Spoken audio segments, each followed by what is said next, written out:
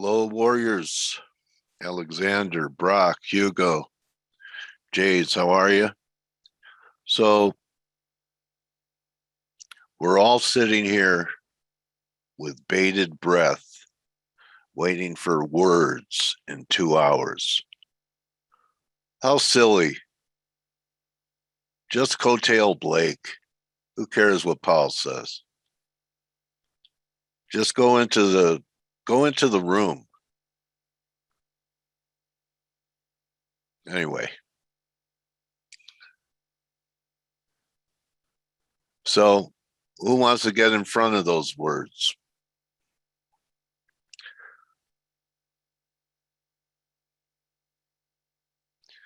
Dollar's still looking heavy. How are you, Amira? Shabbat Shalom. I'll resume the share. Thank you, Marco. You're like my manager. Paul, thank you. Do you think I have old timers by Friday? Huh? You know, sometimes a lot of big things happen on Friday. And you ever notice that, by Friday, you've a whole week of trading, maybe you're not in the mood and you let your guard down and things happen without you. So let's see what happens today. Actually, I would, let's just say Powell is, hello, Paul. Don't call yourself a newbie. It kind of has, give yourself more credit. How about calling yourself a maverick? Learning to trade. What do you think, Blake? Do you like that word newbie? Hey, if the shoe fits. Doobie, doobie, doo. A newbie. Anyway, what do you do for 2 hours now, Blake? Well, I'm sitting here. Well, the thing is, I look at these charts and I'm looking at the market just in general, and I'm like, wow, there's been like no movement. There was a little bit of movement in Asia, and it actually provided me some opportunities to take some profits and different things. And nice. I was kind of worried at the moment. It looked like we're going to run, and I'm like, dang, did I just really wuss out? And then, when I got up today, I was like, oh, okay, that was actually a smart decision. Because it just allowed me to shore up some trades, to pull down some position size. Yeah. So, when you have an event like this where, well, there's a few, like, you've talked about it in your issues, videos. So what did you tell people about these events in your video? Well, I mean, that don't get yourself into, trouble ahead of these types of events too. And, try to put yourself in a profitable position ahead of them, not like just before them. So, I'll give you guys an Peso example. looks like it's trying to come out of here, Blake. Yeah, you know what? It's funny. I was just actually looking at that chart. So let me just show you. Maybe it's a sign that we're going to get a sell-off. Well, let me pull up the dollar mex and go. By the way, no guest speaker today. Oh, okay. Thank you very much. Okay, so this is the dollar mex, really, like, I mean, I'm scrolling out. Yeah. This is a daily chart going back to 2012 or whatever. It's interesting. I've seen a lot of people try to fade the dollar Mexican peso, and in like Blake, longer it's term, it's going to take out the 2020 high. You know why I think so, right? Why is that? Okay, go to 2017, that high. That's one. Go to the high we had in 2020. That's two. And look at that RSI reading at 2. A lot of people feel that that the dollar Mexican peso is the next one of the next South American currencies to really fall. Yeah, like the EMs and stuff. Yeah, like a corrections. the Argentinian. But that RSI peso. reading in 2020, bro, that was powerful. And markets rarely peak long term with like I don't know, it looked like it was about an 85 reading on that chart that you had at the highs. Yeah, What's that reading? That was like 97. Okay, yeah, that's rare. Yeah. Oh God. Yeah. It's extremely rare. No, I'm not in the camp of like, even though I'm long dollar max right now, and I happen to be long the trade. We have a pattern in play too. That's I know Greg is kind of negative on it, isn't he? Yeah. And I understand why. I understand why people like want to play it on the short side, because as equities move higher, you want to be long emerging market currencies. But let's just really talk about the it base hasn't made a new low in such a long time, and the March risk on's been exploding. Why aren't we already at new lows? Yeah, this is let's go into, well, you know what? I'll just do it like this. Let's take this chart that you see right here, and we're just going to overlay it with the S&P. And see, we don't need those other guys, Blake. Huh? We don't need those other guys for F.A.C.E. but look, I mean, how many people this year, and I'm just going to put this year alone, how many people this year have just been, I mean, that's a good, you park your your money in pesos, and you're riding a nice, a nice interest rate, and the carry that you get on buying pesos and parking money in the peso, it still pays. It does. I mean, the rolls that you get, it pays. Yeah, but you're not getting the bang for the buck that you used to get when you buy Mexican pesos. You sell dollars, buy Mexican pesos, and sit on them, because you would naturally, as stocks continue to go higher, you would get the appreciation of the peso as well. So why is that? And I think I could tell you probably one of the reasons why that's going to happen, or why that's happening, is because people know that the Federal Reserve cannot maintain these low rates forever, and they're going to have to play catch up soon. And it's probably been that you can see the hesitation all year long, that we've done that. And yeah, we got to spike up above the 21 level, and that's when everybody thought equities had peaked over here. Yeah, but with equities continuing to grind higher, there's been no reason to exit your pesos. But I'll tell you what, if we get a 5-10%, 15, heaven forbid we get a 20% correction, the dollar Mexican peso will be trading up at 22, 23, from current prices around 20.40, in my opinion. And you want to, this is such a fast moving currency. When it starts moving higher, that you have to be participating early, if you want a good seat at the table, if you will.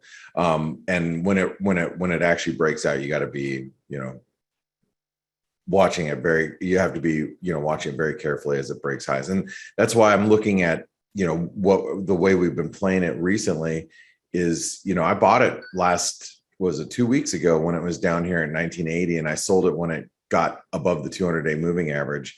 And now I'm trying to buying again this week on dips. And as a retail trader, you really get hammered on the overnight interest on Wednesdays. So just try to avoid it on Wednesday night.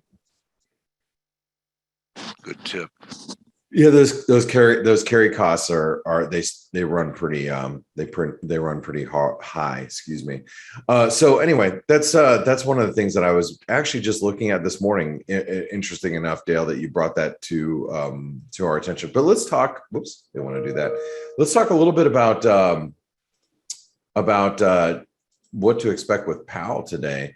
So well, actually, you know what, Dale. Can you talk for just 1 minute, please? Yeah, okay. Sure. Yeah, just give me. I'm going to type out one thing. I want to try to. I forgot to send my tweet. I was going to tweet something this morning. So just give me 1 minute. Yeah, go ahead. So, what are your guesses, everyone out there? Dove says nothing. Positive or negative market reaction to Powell? What are your guesses while Blake's getting ready? And what positions are you holding into it? Tiny Hawk? Okay. Because I mean, he says nothing because there are an awful lot of Fed governors with no voting rights saying let's do it. Probably bearish. Okay. Yeah. So Dovey then, right, Anthony? And he's got the excuse of Delta now. And how about, Afghanistan? Probably doesn't play into it, but yeah, I think they're wrong. I'd sell strength in the dollar if that happens, Charles. Dixie 93.20 to 40. Stops over last week's highs. Something I'm thinking about. I think people are a little too short euro here. I think euro could trade 119, 120. Okay. Sorry about that. That's okay. You think euro could trade 119, 120? Yeah. Wow. All right. Well, you know what? And then 113. I wouldn't that wouldn't really surprise me. I think a lot of it has to do with the next couple of days. Well, that would mean I'm right. That would surprise you. No, that's not true. That's not true. But you know what? This is something that I did talk about, regarding the euro. I wanted to show you guys something that I find I don't know if we talked about this yesterday. I think we did. I was really tired yesterday, by the way.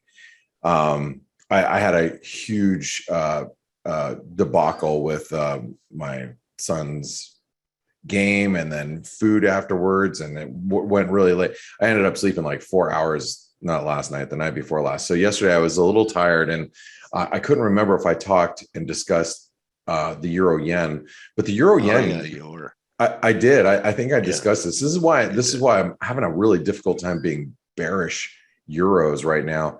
If you look at this euro yen, and this is a 13-year trend line, right? Yeah. That green line that you see there, and I'm on a weekly chart, so you can see this huge bounce. By the way, this is what they call a piercing line formation, very bullish chart formation. When you have, these bearish candles, then you have a white candle, big, huge white candle, almost basically engulfing, but higher than last week. Yeah. That is a very, very bullish development. So it depends where we close the week. Obviously, we have, not only do we have the Fed chairman today, we have the PCE just in a few moments. We also have, the end of month flows that are coming through the market today too. So there's a lot of, and I think there's some options expiring today. Like, anyway, there's a lot going on this morning, so you have to be a little careful. But I look at this development here and this big, huge bounce off the euro yen support. This is one of the things that are really worrying me about being too bullish the dollar. But let's talk a little bit about the dollar index really quick, and then we can go and reference the euro. This is the dollar, and remember, we had a breakout last week of to two new 2021 highs, and we closed the week actually with that reversal candle you can see in the dollar index. That's a shooting star. We actually closed on the breakout point, and then this week we've obviously pulled back. Everybody's kind of moderating, regaining its composure ahead of today's speech. Look, if the Fed chairman comes out and is when has he disappointed the doves? I mean, you think about like not since he's saying kumbaya with Bernanke and Yellen. Remember, the three of them got together after his last hike. It showed them talking, or they were in a meeting, all three of them, and then he reversed and he converted. But remember, he did tighten, and Kramer did another rant, and he turned. I think the fact of the matter is that what does he have? He's going to. I think he's going to keep the idea, and the market is going to continue to believe that he's going to taper. But what I mean, how would it hurt the market if he knows it would hurt the market if he was too hawkish? So what benefit does he have to be hawkish today, right? But I still think he's going to really lead. Well, he's got a pretty good cushion underneath him with the markets being where they are. He does, but what's the risk of? Well, I mean, what's the risk of him highlighting the risks of the market of COVID? Yeah, there's that he will. Yeah, so there's more risk for him to be hawkish at this moment.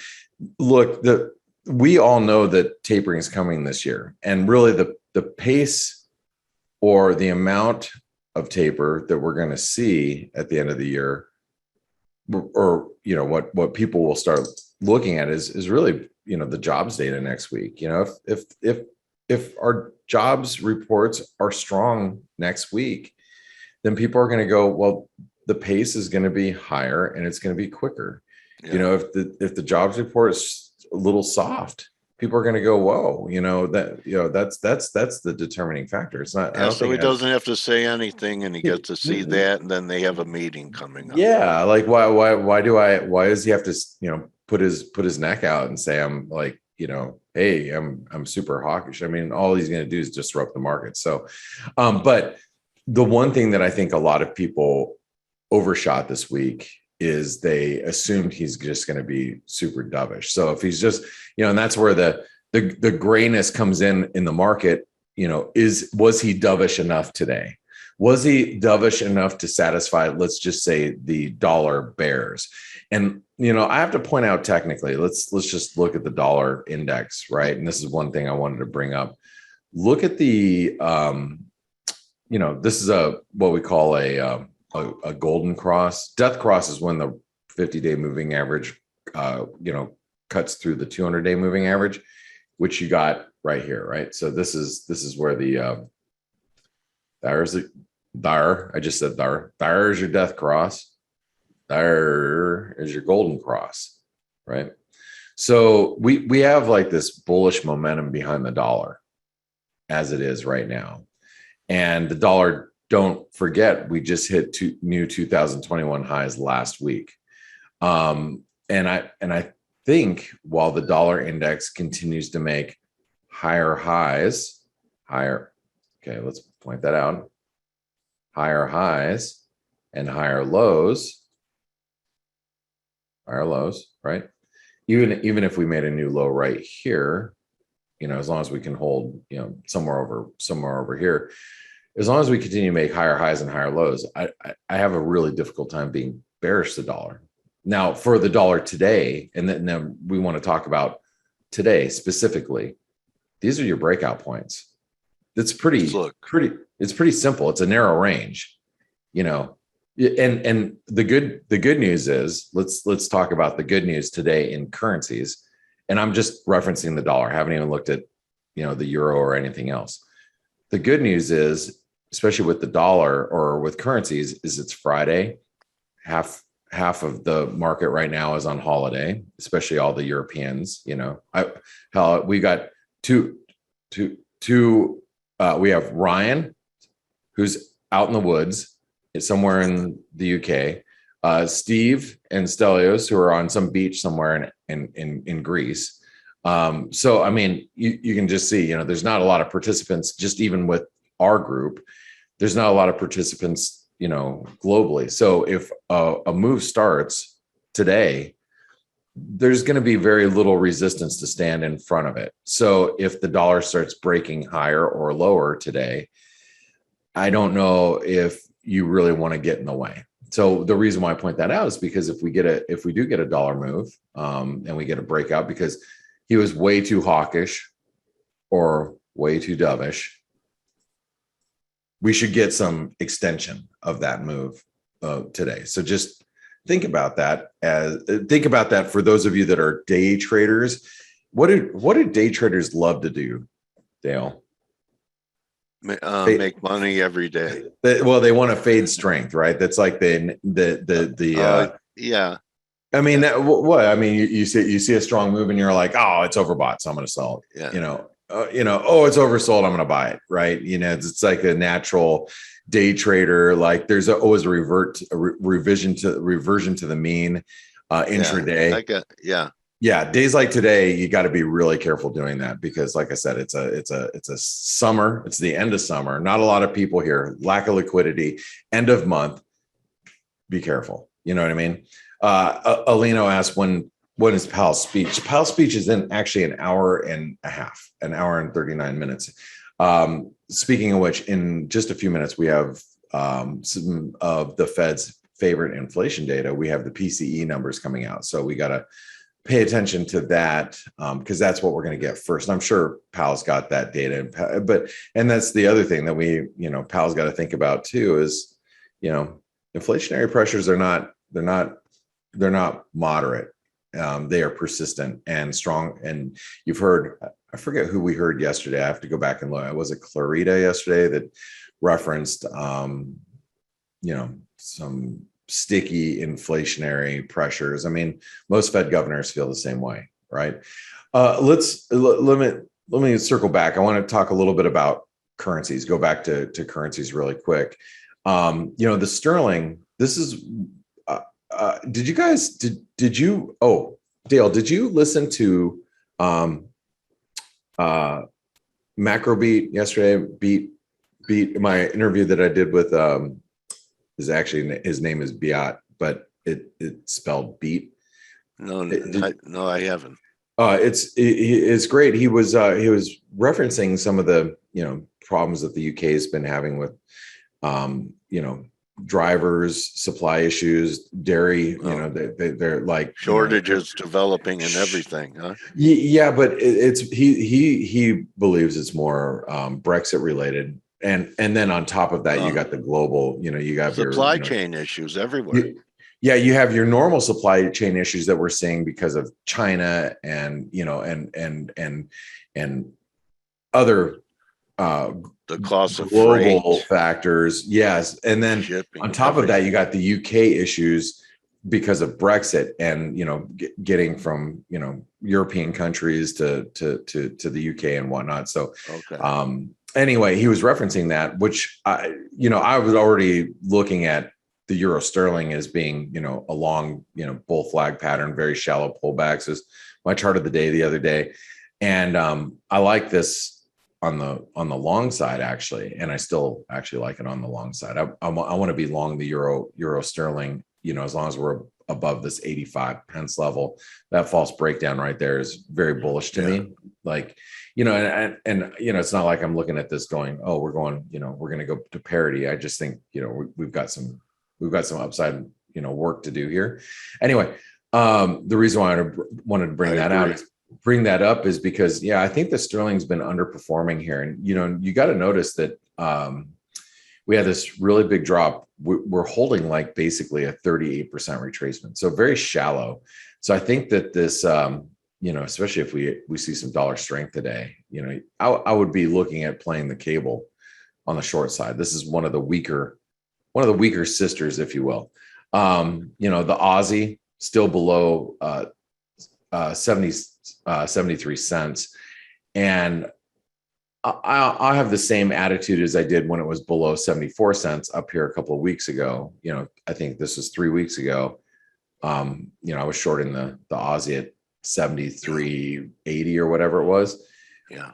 I feel the same way about it now. I just the problem is obviously what's happening at this moment. It's not the I don't want to necessarily just start shorting the Aussie ahead of Powell's speech, but what I will say is, as long as we stay below 73 cents, I don't want to be bullish. So I'm looking at the Aussie is still hopefully making its way down towards 70 cents where I'm a buyer. I'm an aggressive buyer down here.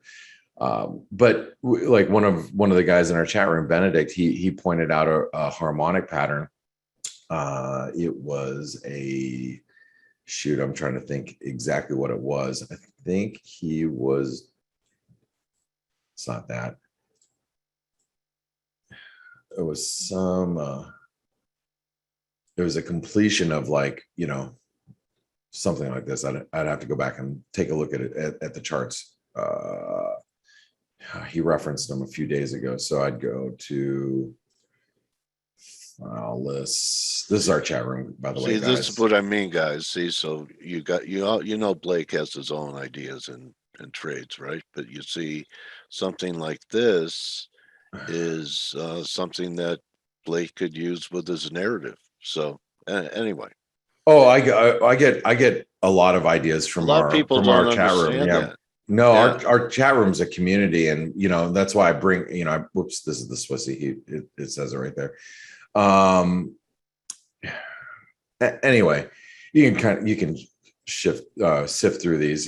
These are our chat rooms, guys, where we have our trades room and news and research and Forex flow, and anyway, that's the Forex Live community, or Forex Live. That's the ForexAnalytix community. Sorry. Anyway, he was thinking that it completed this week, and I still think we're moving lower in the Aussie, but he may be right. He may be right. I may be wrong. So, but that's what I'm still looking at with the Aussie. I do think it was pretty oversold too. The loonie, the dollar Canadian's holding up really well. And I know we really stretched higher this last week, and we really had a big rejection. And if you guys were with us last week, we talked about, yes, we were hitting 2019 lows that capped us, right? We had a pretty aggressive sell-off, a little bit more aggressive than I thought it was going to be this week. But I also bought the dollar Canadian down here at the 125.88 level. I sold some of it on the way up, and last night above 127, I took some off as well. So I still have some exposure here. But the whole plan this week with the dollar Canadian, and if you were listening to our morning edge webinar, was to get long down here, hope that we'd be up where we're at right now, and you can move stops to break even. So my stops are all break even with the dollar Canadian, and I'm looking to add on a hawkish Powell. But the reason why I'm pointing all this out is because if you look at the dollar Canadian in this move that we've seen here, just the last couple of days, that's pretty bullish move. So if we do have a more hawkish Powell, then we might get a breakout. So anyway, let's note that we got the PCE data coming out here momentarily. So I'm going to go to ForexAnalytix, go over here to where you have your calendar, and I'm going to open Data Flash. This will give you the data as it comes out. This is included with your ForexAnalytix subscription. Okay, let me move this over really fast so I can go back to the charts. So we're gonna pull this over when the data is coming out here in just a little less than 2 minutes. This is almost as quick as Bloomberg, and it's actually been faster than Bloomberg on some occasions because I'd run it right next to a Bloomberg system. Well, Bloomberg's getting kind of old. Could be faster, right? Yeah, no, but the interesting thing is that was probably spending $2,800 a month. That was the feature that I tended to use the most, which you could get for free over here or included with ForexAnalytix for much less price. So let's take it over to the dollar index. I doubt we're going to see much of a response for the PCE, but you don't know that. I mean, I always say that with a caveat with economic data. Well, everybody's looking at the inflation data, but if it comes in way above or way below expectations, it will jolt the market, even on a day like today when you have Powell speaking in an hour and a half. So that's okay. Surprise. Oh, personal income's stronger. PCE came in line, but look at the revisions too. So incomes are rising. Inflation's going to be persistent. Yeah. That means people that are, they're getting paid more. That means they're going to cough it up for whatever they need. So you're going to see that inflation be a little bit more sticky when you have incomes rising like that. So anyway, dollar's selling off on that little. It's coming off a little bit. Yeah, a little bit.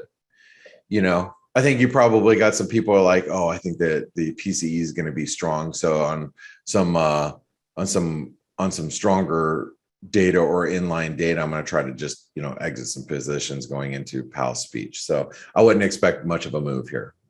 Even if the euro pushes up to 117 and change, I would expect it to be, capped ahead of Powell. I wouldn't be getting too excited here. But again, I'm going to say that today you have to be really, really careful fading moves. Like a lot of times you can have, you can see, especially like on, jobs reports, interest rate decisions, you'll see a strong move and then, then they'll reverse. You'll see, trends revert back to the mean. Well, yeah. Today you have to be really, really careful. A lot of people are sticking around for Powell's speech, and after that, they're gone. So there's going to be less participants already because they're on holiday. There's going to be less participants around to try to fade a move, and there's going to be less desire to do that because people are going to be like, oh, well, I got the result I wanted, or I got stopped out. You know what? I'm going to go enjoy the last, I'm going to go enjoy my last weekend of summer, or, their last bit of their holiday. So just keep that in mind. So Dale, what else? I guess what we should do is we should look at the S&Ps and we should look at stocks really quick. DJ said hedging for a potential everything blow off top rally. Yeah. I mean, look, there's no reason to be bearish. No reason to be bearish. I don't know if obviously the risks outweigh the rewards, just to go out and start buying the S&P here. But you also have to realize that we're in a market that's grinding higher. And whenever you're in a market that grinds higher, there always is a risk that you get what DJ said is you get a blow off top type of move. You get a move that just keeps grinding higher, and then all of a sudden it just starts accelerating higher. When you have when I look at this technically, and I always try to tell people I'm not a statistician. Okay, I won't sit here and look at every chart pattern and go, well, based on the last 25 years worth of me looking at ascending wedges, let me grab my my calculator and my notebook on how many times this has worked out in one direction or the other. But based on my experience, when you have an ascending wedge like this, there's probably about a 25 to 35% chance we move higher, and a 65 to 75% chance we break lower out of this wedge. So there's a higher probability that we break lower out of an ascending wedge, but that doesn't mean that you can't break higher. That's why these we've shown throwovers many times where it'll just accelerate through the upper wedge line. Yeah, exactly. And back inside the wedge line is a trade. And you've been waiting. You always felt the finale would be a melt up. I have, and that's what's really prevented me from being short equities. I was actually just telling people in the chat room today, yesterday or the day before yesterday, I'm like, I'm really proud of myself for not, being short at all the S&P in 2021. Just look at VIX, Blake. Just take a look at that chart. I want to ask you a question. Yeah. Okay. All right. So what's the time frame you're on? Daily. Okay. Now, and I see that red line you have. You see how we're having all these false breakouts, and it's almost like for a long time it had no heartbeat, and now it's almost like it's a pretty big move to go from 15 to 25 in a day and a half, and it's done it a few times and then given it back. It just it seems to me like there's something wrong with the structure, the way it's trading. To me, it's subtle, but it looks unstable. Yeah, I think what I mean? I think this is one of those situations where, you get maybe a false break over here, but you get I mean, you keep getting spikes. You get a spike above, like, for example, I think if we get a spike above these highs, so let's just call it 25, you get a spike above 25, and we hold it. That's your cue that you need to be short for a couple of days.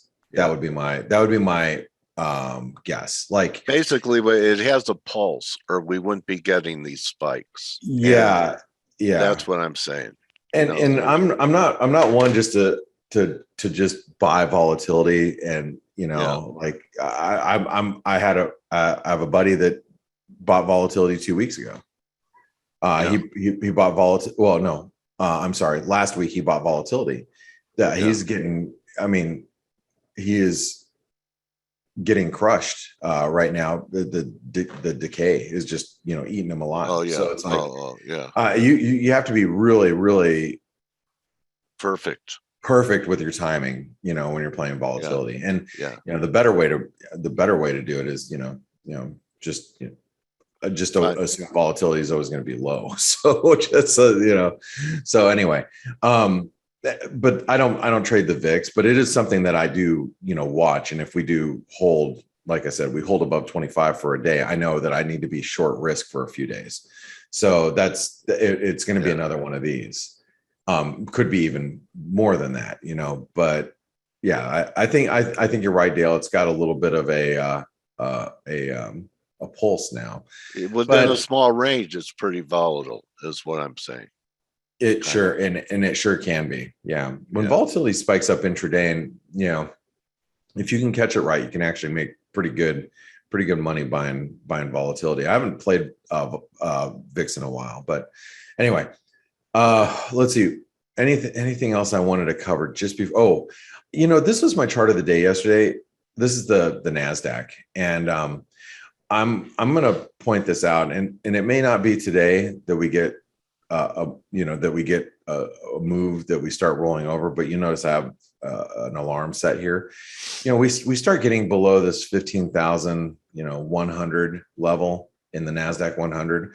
You have to assume that we're going to see some sort of revert back to the mean, if you will, in a very strong uptrend. And it could take us down to, like, let's say, for example, it could take us down to 14,800, a break below that. We're probably going to go see the breakout point again, but we're going to still be in a very bullish trend. There's no reason to be bearish, but I think if you are long, then you have to be careful. You have to be very aware, especially if you're poorly positioned.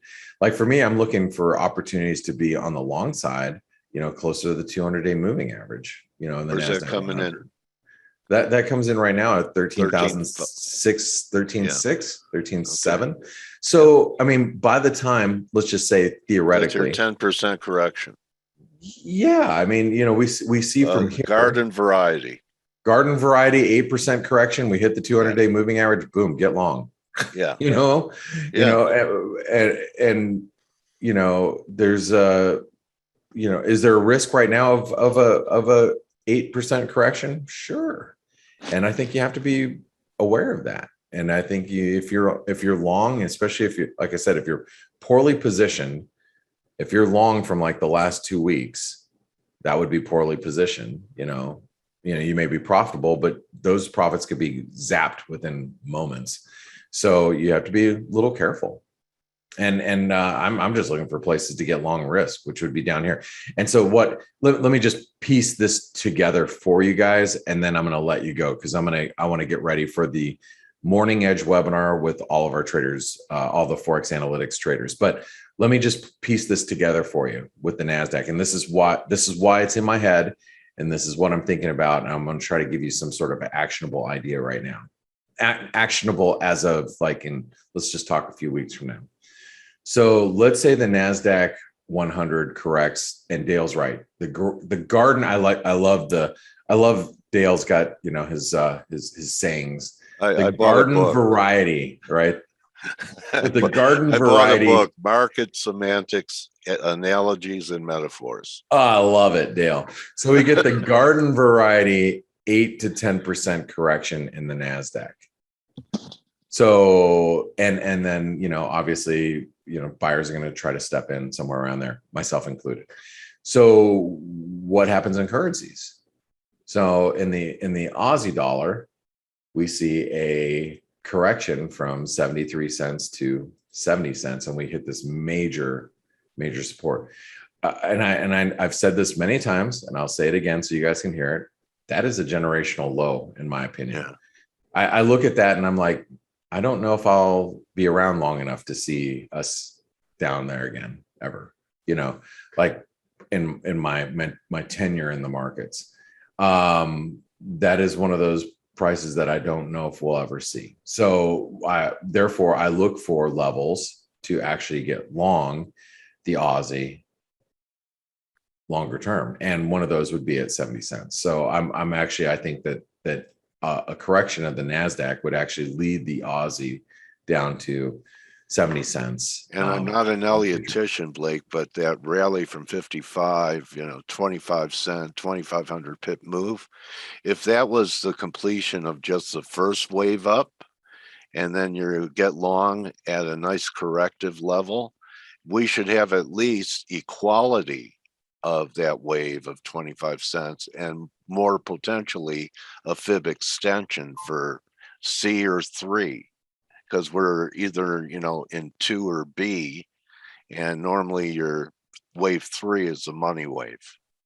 Yeah, I mean that you're talking a move that could take us up like that, and you look at, and I'm sorry, I'm probably going to go off on a tangent here with you, Dale, but you look at like the U.S. dollar, Norwegian krona, which by the way I happen to be long right now. I've been playing it on the long side. You guys know I've been playing cup and handle, big breakout, but I'm not looking at the U.S. dollar, Norwegian krona thinking we're ever going to see these levels again. That was one of those generational highs. That was negative crude day. That was okay. No, I'm sorry, it was not. That was COVID spike lockdown. That was actually COVID lockdown. Okay. I don't think we're ever going to see those prices again. At least I don't believe we will. So in the US dollar, Norwegian krona, if we get somewhere up here like the 950, 960, 10 range again, God, I can't wait to be on the short side of that. And that would be the equivalent of being on the long side of the Aussie, down at 70 cents, 69 cents, something like that. So anyway, those are just like a little bit longer term views that could come into play if the NASDAQ does does trade down 10%. If the S&P does correct from current levels, we correct, let's just call it 7 or 8%. Which I think is very doable, and it's actually quite healthy for the markets to do so. But we'll find out. And if today's the beginning of that, I think we're going to really see the beginnings of it. Actually, it might even be as early as today. Remember, I think that Friday's data next week, the jobs report is going to be more important. People are going to be more concerned if we're creating jobs. More jobs than if the jobs numbers are better or weaker, that's going to influence how economists and analysts are looking at tapering moving forward and into the end of this year.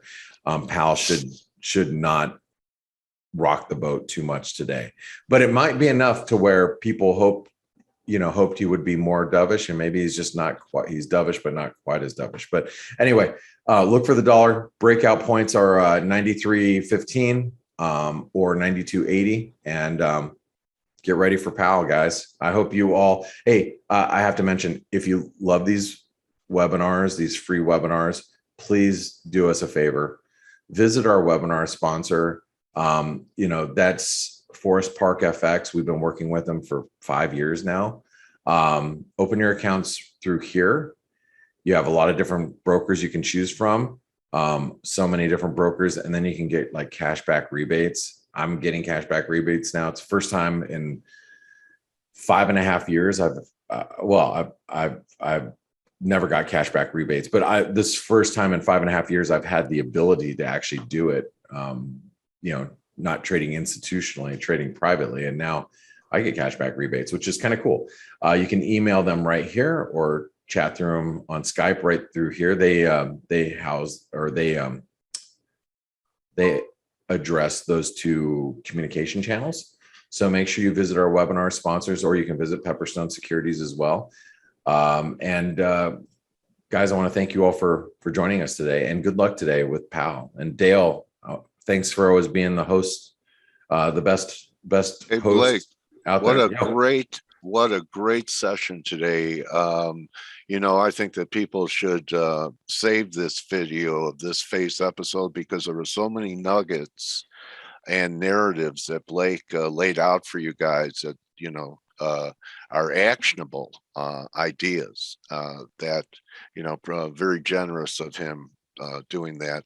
Normally, subscribers get it. So I really think that you need to save today's video and take advantage of what he said. And Blake, I enjoyed it being just you and I this week. I had a good time working with you.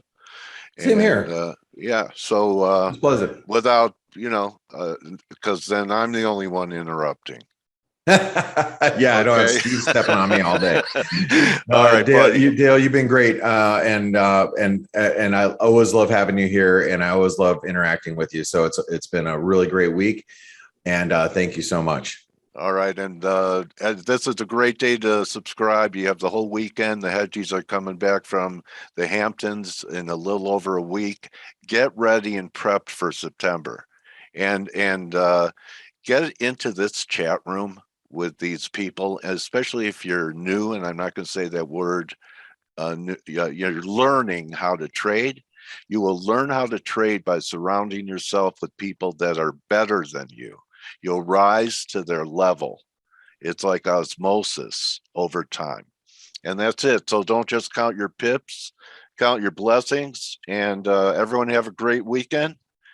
Blake, have a great weekend, and we'll see you all Monday. And I hope that we added value to what you're trying to accomplish as a trader. I know it's not an easy endeavor, but we lay it all on the court for you, and we root for you.